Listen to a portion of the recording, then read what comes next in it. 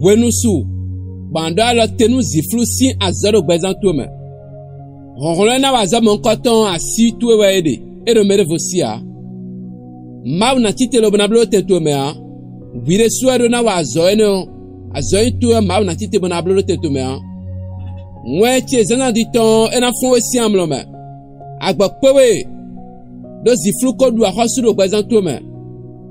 Dire no mo, do tomi. Kwa barora santa wonu mi mende we no khode wa ma ma van no se degbe meton mina hando Job si we mama Job 28 verset 3 e wi wulando me no wa azo enele no he zogben yi aikun gbanglo yeno kije awuyan le kakai ko glo bi bono iba awuyan do khula do nu glo bi do ablumele ami Wenu eziflu na do azoton tero gbezanto me wenu mon koton su. Yesi nkoblo wenu kekele gbezanto me. Lobo do ahosu do gbezanto me lobo blo nu ejilo yo.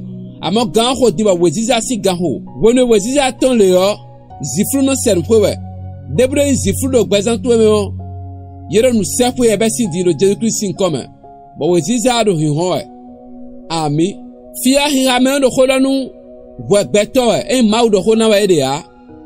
Azoy tuyo na dolo kon mawa bwa do konkolo lo bena gba nu ziflusi azodo bezanto me ba na nawe tamba na mo agbon maze azodo kon mawa azoto we ba na tite lo bena degbe ba ziflu na sere kwe si bezanto me nu debude amaba ba azowa do bezanto me gan ko ba na tite lo bena degbe ba na idoro nu kontwe ba weziza na do hosu do bezanto me Bwenwe mire dion atnu aton lobo isika bagbe anamo sika mime e tabo nu de maso de wa aton lobo ya zogbe anamo azo mime de anawa lobo na yonwe aton lobo inu de bagbe anamo nu mokoton do Jesu Christ sin come anamo do fie mere mado nu kuton de do na mo de ya we anamo nu mokoton de do Jesu sin come ami susu de je hawe yo de je ha gbezantu yo ena de dekhle mo vale de intuo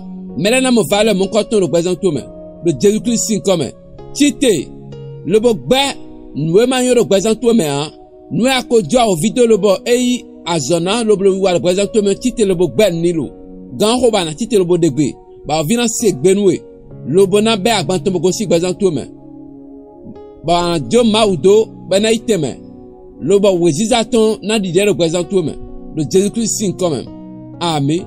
Ejiwe ba gbezanto na goklo ziflu po a fie ziflu azo je lo gbezanto me ekpe amo ejiwe bo nuero vo me ena jewe ho agbangba lo na jewe zizanu ba mele na dugbeto we so na dugbeto le Jesu Christ nkoma ejiwe ba na do ahosu e wa do ahosu a oviri se no kwesi gbezanto me le Jesu Christ nkoma nu agbakpo do ziflu si anzo wo lo gbezanto me hu wona do commentaire me do assez c'est assez bo partager won lo nu beto aton won ina no tuele no zo tuele no vituele de amondo zifluko ya zoro gbezen to me lo bo wada yi baba do ilo ni wa mo weziza dion makaye nu elize lo bo ko dana lo Jesu Christ nkoma ma na wada gbenwe o fifa to na ko lo gbezen to me o yiza to na di lo gbezen to me keze gbe ton ni yonwe Jésus sin comme ko dede. Amen.